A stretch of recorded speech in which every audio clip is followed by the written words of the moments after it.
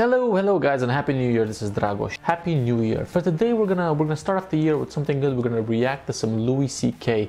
This year I want to do more stand-up reactions. I want to focus more and even like deconstructing some of the jokes to understand exactly what the punchlines are, what the structure is, and maybe integrate that in my own comedy. If you're not familiar with me, I am also a stand-up comedian based out of here in Berlin, Germany, and I also have a 1 hour that I've just put out at the end of last year. So if you guys want to see that and see how funny I am as a comedian, then you can go and watch it there. Before we go into it, please don't forget to subscribe, don't forget to like, comment, and if you interact with my content, that's even better. So without further ado, let us kind of get to the task at hand here. This Louis CK bit called "Of Course, But Maybe," which is, as it happens, one of my favorite Louis CK bits. So let's get into it. Everybody has a competition in their brain of good thoughts and bad thoughts. Hopefully they win, the good thoughts win. For me, I always have both. I have like the thing I believe, the good thing. That's the thing I believe. And then there's this thing. And I don't believe it, but it is there. It's always this thing and then this thing. Okay, so we've got a little bit of repetition starting off just like Chris Rock does. Repetition, this thing, just reinforces the idea, reinforces the premise. Also, facial expression, mwah. It's become a category in my brain that I call, of course, but maybe. So you can see like this whole particular joke is carried by facial expressions and change in intonation. I'll give you an example. Okay, like of course, children who have nut allergies need to be protected. Of course. Of course. We have to segregate their food from nuts, have their medication available at all times, and anybody who manufactures or serves food needs to be aware of deadly nut allergies. Of course. Oh my god, the fact that somebody clapped in the background just shows exactly how serious he's being as communicating the point. So he's gonna be using contrast. This is very serious, and then go direct to the opposite spectrum. But maybe if touching a nut kills you, you're supposed to die. And the Louis CK does this in terms of like punchline. He always uses something that's very shocking, which, as you can see here as well, that's kind of like his thing. Facial expressions, of course not. Of course not. Never forget them. Of course not. Jesus.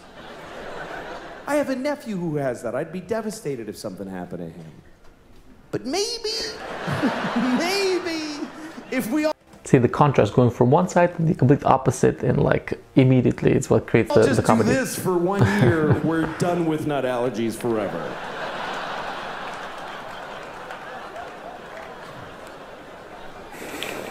No, of course not. Of course, if you're fighting for your country and you get shot or hurt, it's a terrible tragedy. Of course. Of course. Of course. The setup is just, oh my god, it's so sweet. You can already imagine how terrible the punchline is gonna be. But maybe if you pick up a gun and go to another country and you get shot, it's not that weird. Maybe if you get shot by the dude you were just shooting at, it's a tiny bit your fault. A little bit. This face here, look at this face. Ah, look at that. Just that by itself is comedic gold. Also very weird the kind of stage is performed. Seems to be very circular. As you can see, he's kind of aware of the environment and he's trying to make most of it. Of course, slavery is the worst thing that ever happened. What's happening here is also using the rule of three. So usually the third one is even, so using the structure is you have the nuts, then you have the war, and the third thing is slavery, which accentuates the comedy even further by design. Because the rule of three, usually the third thing in the rule of three is funnier.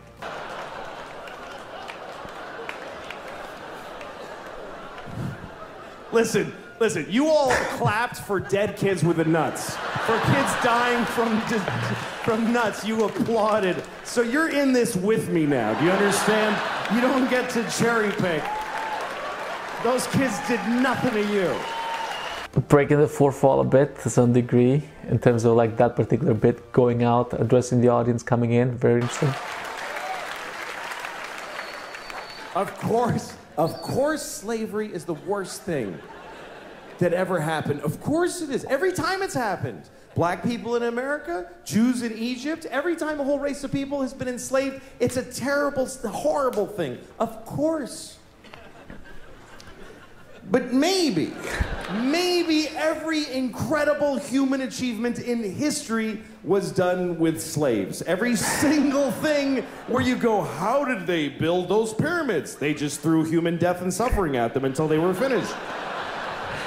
The line, they just threw human death and suffering at them until they were finished. Exquisite.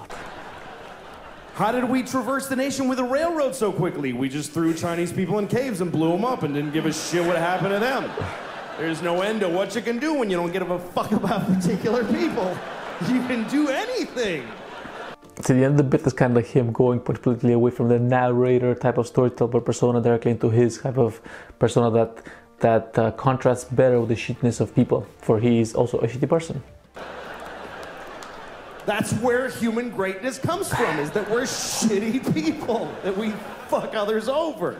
Even today, how do we have this amazing microtechnology? Because the factory where they're making these, they jump off the fucking roof because it's a nightmare in there. You really have a choice. You can have candles and horses and be a little kinder to each other, or let someone suffer immeasurably far away just so you can leave a mean comment on YouTube while you're taking a shit. The contrast. That was great. It's always great to see some Louis C.K. stuff. This is also a bit old. It's 2013, so it's some of his flying high days type of stuff. It's very good. I think I'm gonna do more of these. It's pretty fun to kind of watch and see and analyze what the patterns, the structure is, how the contrast comes in, the tonality. I think it's a lot better than the LPMs I was doing before, because that kind of was devoid of comedy. So hopefully I'll do more of these. If you guys do like these, do let me know in the comments down below. Who else should I kind of look at? What kind of jokes should I look at? And be sure to subscribe, comment, and don't forget to check out my whole 1 hour of comedy that I've put up, guys. Let me know what you think about that, and see you in the next video. Bye-bye.